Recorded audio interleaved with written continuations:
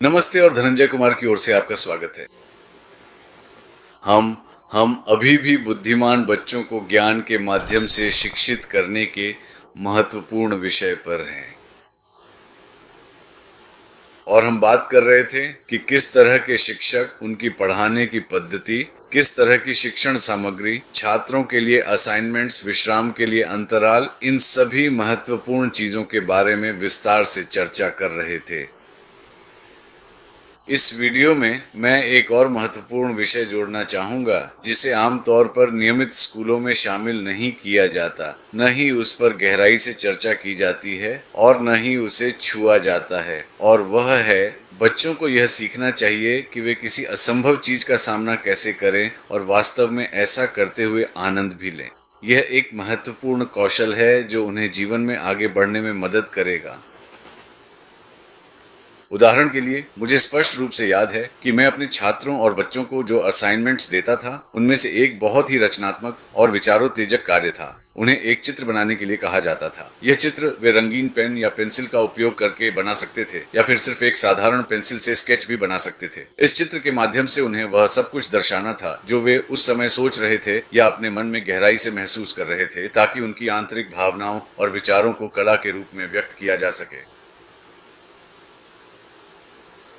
या फिर आप एक सोचने की विस्तृत प्रक्रिया, एक गहरी भावनात्मक विचार या एक व्यापक विचारधारा प्रस्तुत करते हैं कि अगर कोई व्यक्ति बहुत अधिक खुश है तो क्या आप उस खुशी की एक स्पष्ट और विस्तृत तस्वीर या एक जीवंत चित्रण बना सकते हैं जो उसकी आंतरिक स्थिति को दर्शाए। या जब कोई व्यक्ति परेशान, चिड़चिड़ा या बहुत गुस्से में हो तो एक चिड़चिड़े मन की एक स्पष्ट तस्वीर बनाओ। आप कौन से रंग, कौन से आकार इस्तेमाल करेंगे? ये जरूरी नहीं है कि वह किसी व्यक्ति की तस्वीर हो। व्यक्ति नहीं, भावना। अब वयस्कों के लिए भी इस तरह के असाइनमेंट से निपटना वास्तव में काफी मुश्किल होगा। खुशी, आनंद की एक सुंदर और मनमोहक तस्वीर कैसी दिखेगी? मुझे कौन से रंग वास्तव में इस्तेमाल करने चाहिए? मुझे किस तरह की रेखाएं बनानी चाहिए? कागज पर किस तरह की तस्वीर उभरनी चाहिए? ये आसान नहीं है, लेकिन बच्चे इसका तरीका ढूंढ लेते हैं। वह किस तरह का जानवर होगा जो इस ग्रह पर नहीं पाया जाता? अब उन्हें कुछ अलग, कुछ नया कल्पना करना है जिसे न तो उन्होंने देखा है और न ही उसके बारे में पढ़ा है। उन्होंने उसकी कोई तस्वीर नहीं देखी है, उन्होंने उसके बारे में कभी सुना नहीं है। लेकिन ऐसे जानवर की तस्वीर कैसे बनाएं जो अस्तित्व नहीं है? ये कहानी लेखन का हिस्सा है। वे उन घटनाओं और पात्रों के बारे में लिख सकते हैं जिन्हें वे अपने आसपास नहीं देखते। तो और ऐसी ही एक अद्भुत और प्रेरणादायक कहानी जो मेरी एक प्रिय छात्रा समय राय शर्मा ने लिखी थी, अब एक छोटी सी 3D एनिमेशन फिल्म बन गई है और उसने 2 प्रतिष्ठित अंतर्राष्ट्रीय शॉर्ट एनिमेशन फिल्म अवार्ड्स सफलतापूर्वक जीते हैं, और इसका शीर्षक है फ्रॉम टीयर्स टू स्टार्स। ये 4 मिनट की एक शॉर्ट फिल्म है और आप इसे इस चैनल पर देख सकते हैं। ये कहीं पोस्ट की गई है। तो इस तरह के असाइनमेंट्स जैसे कि कहानी लेखन और सार्वजनिक बोलने के अलावा ये सभी बहुत ही महत्वपूर्ण हैं, और साथ ही एक शिक्षक के लिए एक और बहुत ही महत्वपूर्ण गुण है जो कि आवश्यक है और उसे ध्यान में रखना चाहिए। एक अच्छा वक्ता, अच्छा शिक्षक होने के अलावा एक महान शिक्षक एक अच्छा श्रोता भी होता है, और एक बहुत ही अच्छा और कुशल पर्यवेक्षक भी होता है जो हर चीज को बारीकी से देखता है। श्रोता छात्र कैसे बोलते हैं, क्या कहते हैं, क्या पूछते हैं, और उन्हें सवाल पूछने के लिए प्रोत्साहित करना, यह बेवकूफ़ी भरा सवाल है। सिर्फ जवाब ही बेवकूफ़ी भरे हो सकते हैं, इसलिए उन्हें कुछ भी पूछने के लिए प्रोत्साहित करें। किसी भी कक्षा के पहले 10 मिनट में एक प्रश्नोत्तर सत्र रखें। जो भी उनके मन में है, कुछ परेशान कर रहा है या कुछ ऐसा है जो उन्होंने देखा लेकिन समझ नहीं पाए, छात्रों को खुलकर व्यक्त करने की आज़ादी होनी चाहिए।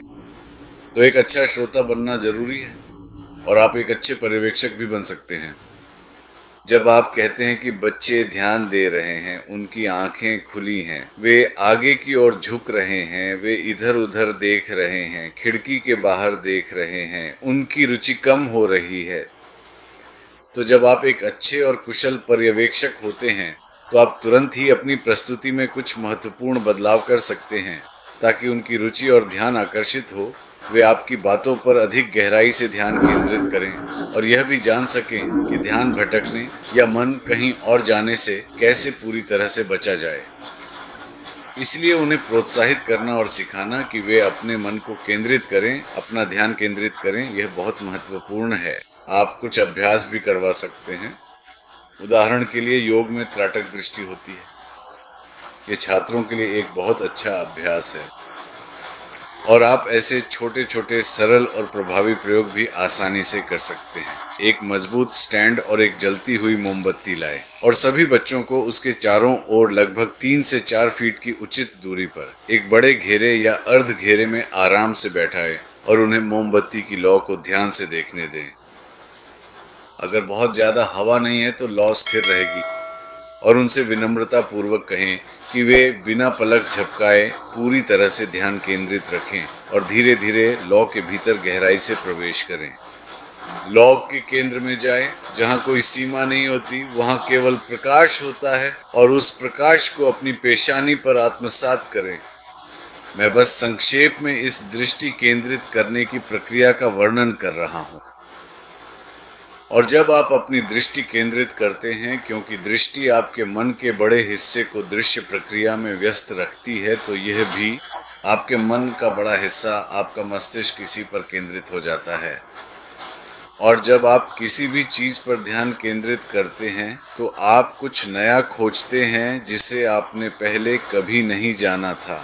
जहाँ भी आप अपना ध्यान केंद्रित करते हैं, आप उसमें और भी गहराई तक प्रवेश करते हैं। तो इस तरह के अभ्यास और शिक्षण शैली अत्यंत सहायक हो सकते हैं ऐसे बुद्धिमान बच्चों को तैयार करने में जो दूरदर्शी हों और जिनके पास बेहतरीन विचार और उत्कृष्ट कार्य क्षमता हो। और सिर्फ इतना ही नहीं, वे न केवल महान कार्य करें बल्कि ऐसे कार्य करें जो उनके आसपास के लोगों की मानसिकता बदल सके, खासकर उन निर्णयकर्ताओं और नीति निर्माताओं की जो संसाधनों को नियंत्रित करते हैं। इस तरह संसाधनों का पुनः आवंटन होता है, अर्थात अपव्ययी खर्चों से हटाकर उन्हें अधिक उत्पादक खर्चों, अधिक संरक्षण और स्वास्थ्य समस्याओं की रोकथाम की ओर स्थानांतरित किया जाता है, इलाज की बजाय। इसलिए एक रोकथामकारी, संरक्षणवादी, सुरक्षात्मक और करुणामय मानसिकता आज की दुनिया में, इस वर्तमान समय में भविष्य के लिए बहुत ही अधिक महत्वपूर्ण है। सुनने के लिए धन्यवाद और हम जल्द ही फिर मिलेंगे।